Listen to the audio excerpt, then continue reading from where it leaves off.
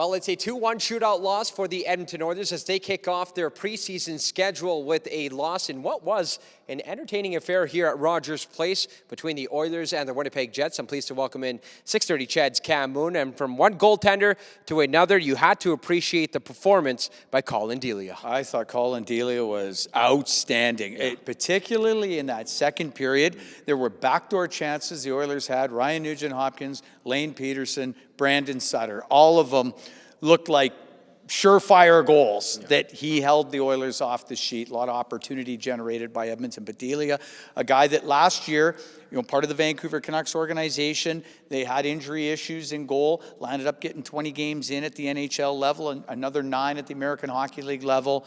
Really showed well for the Jets, and he is the number one reason they were able to come out with the win. By far the best player on the ice tonight. 36 saves in the Jets' victory, but that doesn't take away from the performance by Olivier Rodrigue. No, I thought Olivier Rodrigue was solid. And now, he didn't have to deal with as many really high-quality opportunities that maybe Delia saw at the other end, but he looked really composed. And I noticed just that better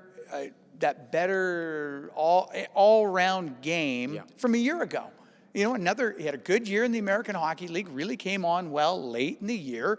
And you're another year older, another year better, and I just saw that poise in his game. And it's all about what you do in terms of building on a foundation that he's laid in the AHL, as you mentioned. 14 victories, a .912 save percentage down in Bakersfield. But from the 2018 second-rounder to the 2023 second-round pick, Beau Akey once again impressing us with his hockey IQ. Just amazing. Amazing maturity, amazing calmness with the puck, and then just really good ability. Yeah. And you mix all those things together, and we saw it in Penticton at the Young Stars. And okay, so you're good there, but now you get to an NHL preseason, it goes up a notch. It's better. There's NHL players on the ice. So he looked just fine in that environment as well. So eventually, he's going to go back to the Barrie Colts of the Ontario Hockey League. There's no doubt in my mind he's going to put up really good numbers and going to be a big part of that power play.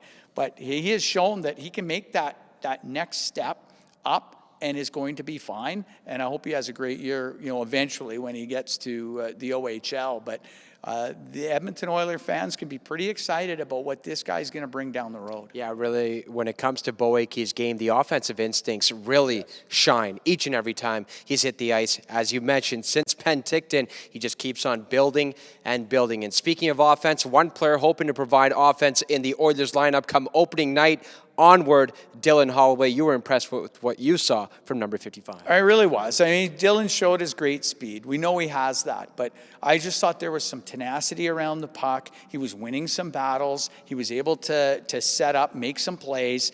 And, last year we saw him absolutely be amazing at the Young Stars and then really good in the preseason. And then it was a bit of a slower start to the regular season for him.